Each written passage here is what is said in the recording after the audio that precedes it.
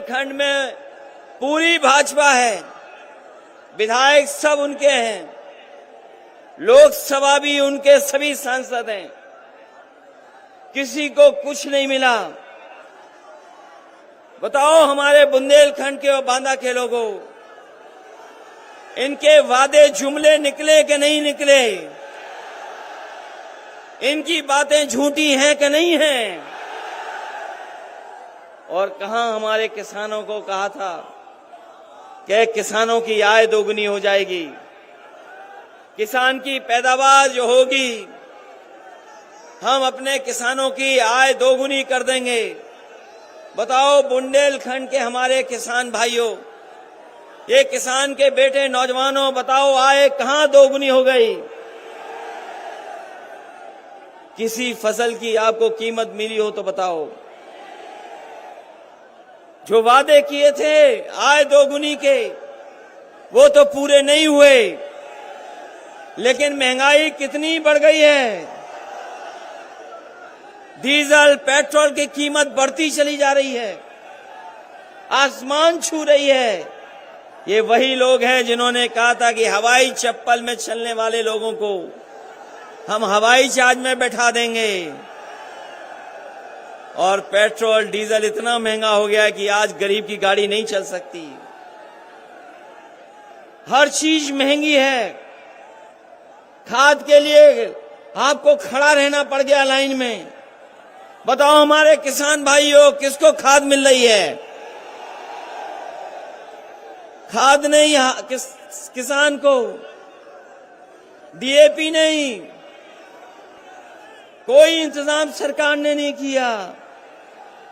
और सरकार ने अन्ना जानवरों के लिए भी कुछ नहीं किया।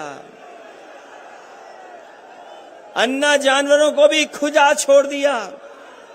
मेहनत करके अगर किसान अपनी फसल भी तैयार कर ले, लेकिन उसे रातों रात जग कर करके अन्ना पशुओं से अपनी खेती बचानी पड़ रही है। जहां खेती बचानी पड़ रही, भाई सड़कों पर भी बुल घूम रहे हैं, बुल। उन बुलों को भी हटाने का कोई इंतजाम सरकार नहीं कर पाई। वो दिन याद करो हमारे बुंदेलखंड के लोगों, जिस समय लॉकडाउन हुआ था, जिस समय कोरोना की महामारी में घरों में कैद कर दिया था। हमारे आपके बीच के भाई जो दूसरी जगह नौकरी कर रहे थे, रोजगार कर रहे थे, कितना मजबूरी में लौट करके आए। जिस समय सरकार को मदद करनी चाहिए थी, उस समय सरकार ने मदद नहीं की। हमारे मजदूर भाइयों को अनाज छोड़ दिया, उनको अपने हाल पे छोड़ दिया। कैसे लोग चल करके आए, पैदल पैदल, भूखे प्यासे चलते चले गए। यही पुलिस के लोगों ने वसूला, तब जाकर के ट्रक में बैठने दिया। हमारे मजदूरों को ऐसे ही सीमा पर रोक लिया, लाठी खाई, अपमानित हुआ और जान चली गई बहुत लोगों की। न जाने कितने लोगों की जान गई। हमारे मजदूर जो चल करके आए थे, जो हमारे देश की अर्थव्यवस्था को मजबूत करते हैं, उन मजदूरों की कोई मदद नहीं की। जो चल करके आए, कुछ लोगों की जान चली गई, सरकार ने कोई मदद नहीं की। अगर किसी ने मदद की थी तो समाजवादी सरकार आगे आई और उन मजदूरों के परिवारों को 1-1 लाख मदद करने का काम किया। आज जो किसान आत्महत्या कर रहा है, कोई मदद सरकार नहीं कर रही। हम समाजवादी लोग, हम गरीब का दुख समझते हैं, परेशानी समझते हैं। हम सब परिवार वाले लोग हैं, इसलिए जानते हैं अगर किसी मजदूर की जान चली गई तो मजदूर के परिवार का हाल क्या होगा। अगर किसान की जान चली गई तो किसान के परिवार की मदद कौन करेगा। हम परिवार वाले लोग हैं, इसलिए कहीं अगर घटना हुई तो समाजवादी लोगों ने मदद करने का काम किया। परिवार वाले ही परिवार वालों का दुख दर्द समझ सकते हैं। परिवार वाले ही परिवार वालों का दुख समझ सकते हैं। जिनके पास परिवार नहीं है, वो आपकी परवाह नहीं करेंगे। और अगर परवाह की होती तो यहीं पर बांदा में हमारे पत्रकार साथी जानते होंगे, शराब के नशे में एक गरीब जो काम करता था, जो गरीब वहां पर सेवा करता था, इतना मारा और नशे के उसमें उसने आदमी को चीर दिया। बताओ, यहीं पर घटना हुई बांदा में, एक गरीब को चीर दिया इसलिए कि गरीब से वो ज्यादा सेवा कराना चाहता था। कोई मदद नहीं की सरकार ने। ये हमारे बिशम्बर निषाद जी बैठे हैं, पार्टी के और नेता बैठे हैं।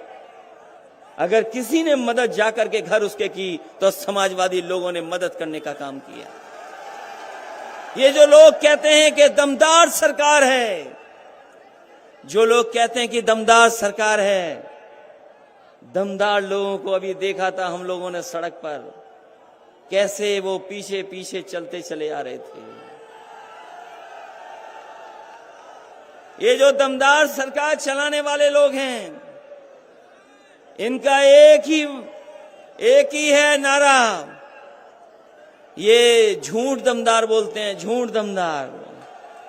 ये दमदार सरकार वाले नहीं हैं, ये दमदार झूठ बोलने वाले हैं।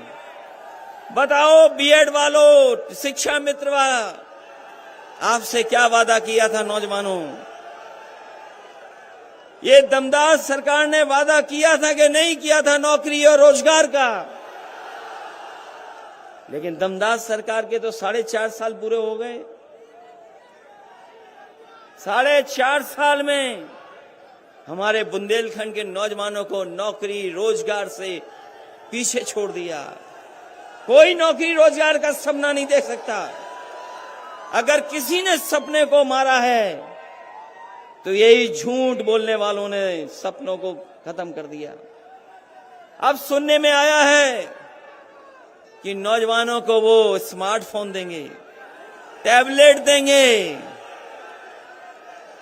सरकार का समय पूरा हो गया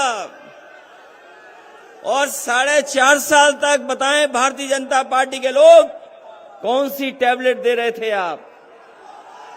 कौन सी टैबलेट मिल रही थी?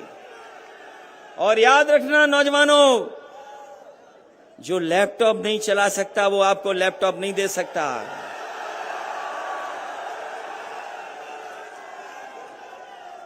हमारे साथियों बताओ, क्या बाबा मुख्यमंत्री लैपटॉप चला सकते हैं? और अभी तो सुनने में आया है वो स्मार्टफोन भी नहीं चला सकते। और अगर स्मार्टफोन और लैपटॉप चला सकते होते तो हमारे नौजवानों के हाथ में अभी तक सरकार ने दे दी होती है। इसलिए कहना चाहते हैं आपसे कि आपको योगी सरकार चाहिए क्या योगी सरकार चाहिए? योगी सरकार चाहिए क्या योगी सरकार चाहिए? इन्होंने उत्तर प्रदेश को पीछे कर दिया। उत्तर प्रदेश के हालात जो पैदा किए हैं, आज जो नफरत फैलाई है, ये जो बर्बादी हुई है, इतनी लूट कभी नहीं हुई होगी। इनका विकास तो हम लोगों ने तस्वीरों में देखा है। इनका विकास तस्वीरों में पकड़ा गया, इनके विज्ञापनों में पकड़ा गया।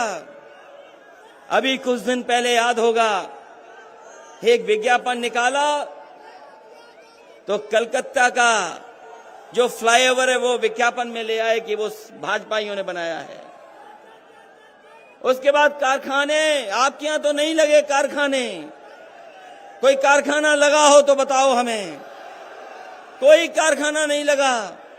अमेरिका की तस्वीर चुरा के ला गए, बोले कि ये कारखाने लगे हैं।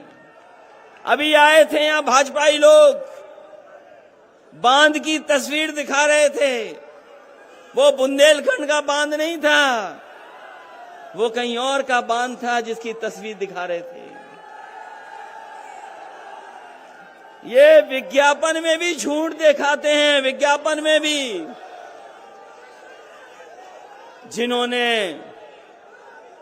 जिन्होंने विज्ञापन झूठे दिखाए हों, सपने झूठे दिखाए हों,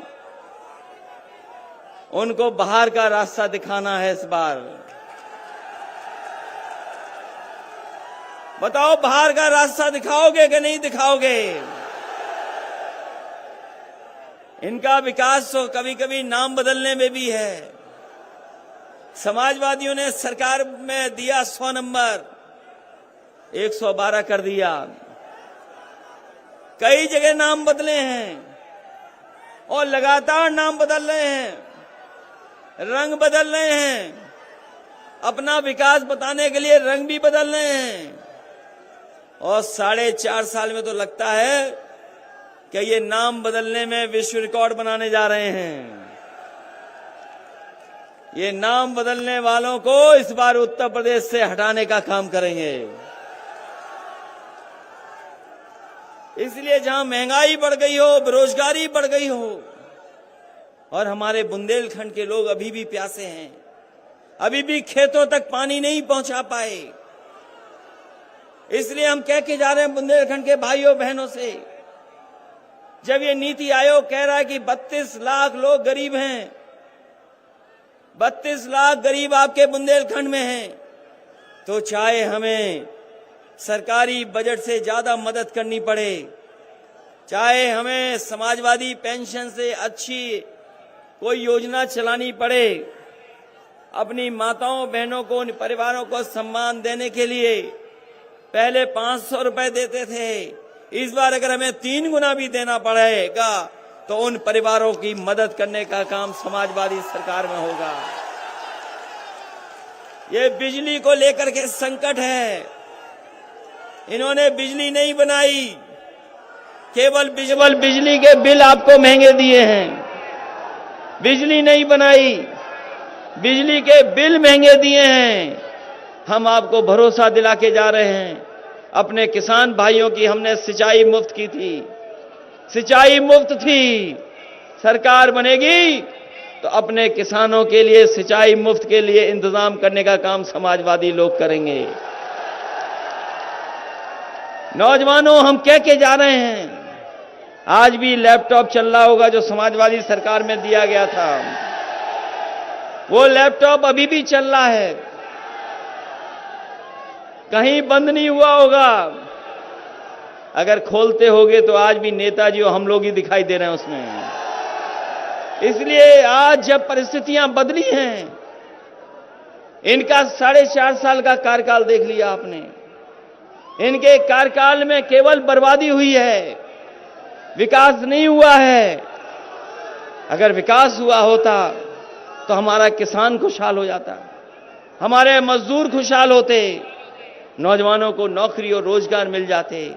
लेकिन 4.5 साल की सरकार में डबल इंजन की सरकार, इस डबल इंजन की सरकार का बुंदेलखंड आते आते इंजन फेल हो गया है, कोई इंतजाम नहीं कर पाई सरकार। बताओ, डबल इंजन की सरकार बुंदेलखंड आते इनका इंजन फेल हो गया क्या नहीं हो गया? तो किस बात की डबल इंजन की सरकार है? जो डबल इंजन की सरकार गरीबों की मदद ना कर सके, वो डबल इंजन की सरकार किसी काम की नहीं है। इसलिए मैं आप सबको बधाई देना चाहता हूं, इस ऐतिहासिक कार्यक्रम के लिए बधाई देना चाहता हूं, अपने किसान भाइयों का धन्यवाद देता हूं, इन नौजवानों